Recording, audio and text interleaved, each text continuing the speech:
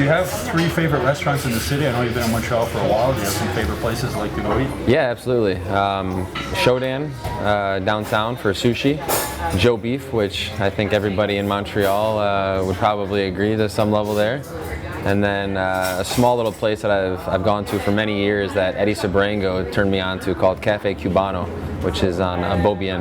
Well, I enjoy going to coffee shops, which I think in Montreal it's it's got that coffee lifestyle, it's got that coffee culture, and I kind of fell in love with that. And when I came to Montreal, it really opened my eyes to what the world was like. So I think that for my kids to be raised here, it's been a great opportunity. So there's not many places like this in the West Island that are truly local. There's Starbucks all over the place, and that's fine. Starbucks isn't a bad place, but this is a truly local place. In the summer, we go down to the water, to the park, and grab a coffee on the way there.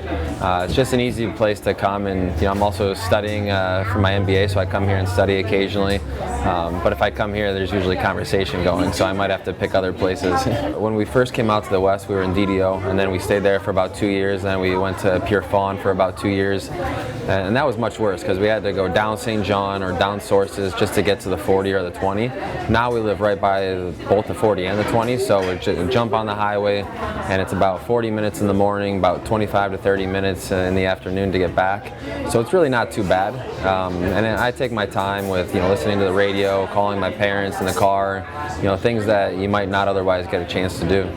I came up with my wife, and so I had a natural partner there. If you're single and you're 22, 23 years old, after a while I can see how it can become lonely, and it's not something that you ever thought that you would be signing up for in Major League Soccer, and I can see how it weighs on you. But I've told a lot of guys that have come and gone that the grass is not always greener, and a lot of guys have realized that once they left here. So you just have to take advantage of the opportunity in whatever professional sports city you're in, and hope that it pays off. When I was going through contract negotiations at the end of last year, there was different things popping up in different clubs in different cities that we were kind of, the agent would come to you and say, well, what about this place, what about this place? And we would mention it to the kids, and it was never really a situation where we were close to leaving Montreal, but it was questions to the kids like, well, what would we go here and be closer to what we call home? Because my parents, my wife's parents are both from Ohio, and they're like, home? Well, Montreal's home.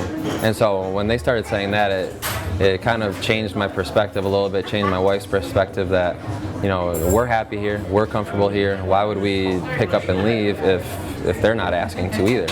So everything worked out in the end, and it was the best opportunity that was given to me was by Montreal anyway. So yeah, we're extremely happy that we stayed here, and the kids are too.